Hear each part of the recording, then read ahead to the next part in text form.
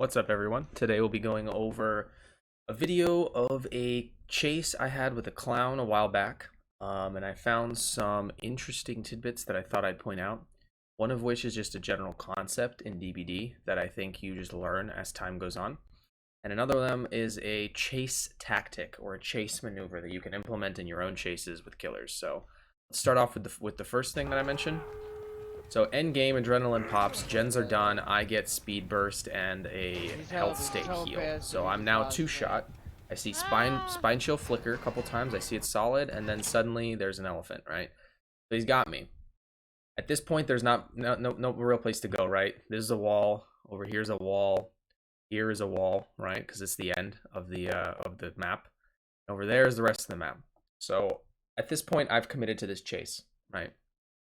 So luckily, I fucking love it. I 360 him for the first hit, but the second hit, I'm not so lucky.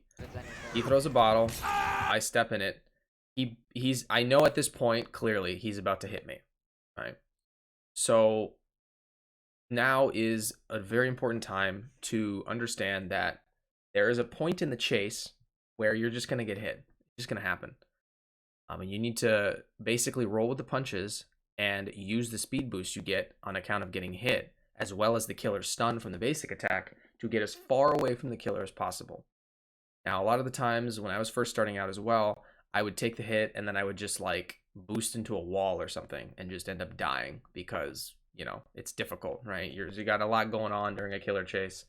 But speed boost, I get into a jungle gym. There's a lot of open area, which is good. Just needed to take the hit. So now I have between me and him, we have the jungle gym. He's following me. He's following me. So very key. Probably loop him inside shack. Like I keep looking back. I keep looking back. I'm in the shack.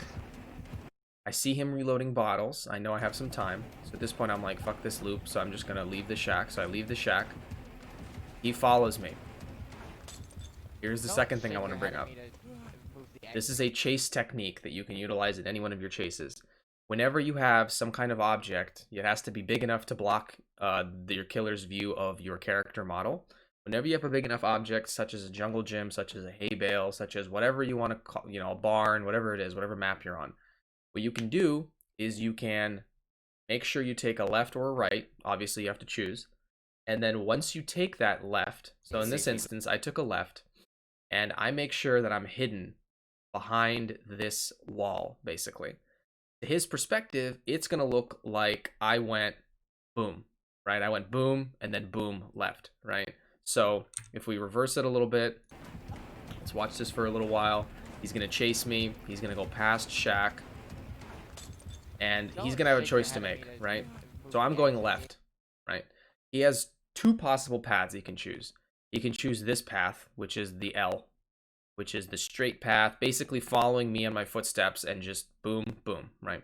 Or he can do what he thinks is smart, which is cut, which is a straight up cut. Instead of doing this L, we just cut right across and we meet the survivor over here after he has passed this particular building. Let's see if he cuts. He has chosen to cut, right? As soon as you get confirmation that he chose to cut across, to not follow you one-to-one on the L, but to cut across, you have to double back. He cut. Which I did. Fuck you. So now, I have a bunch of items between me and the killer, right? So once again, going back.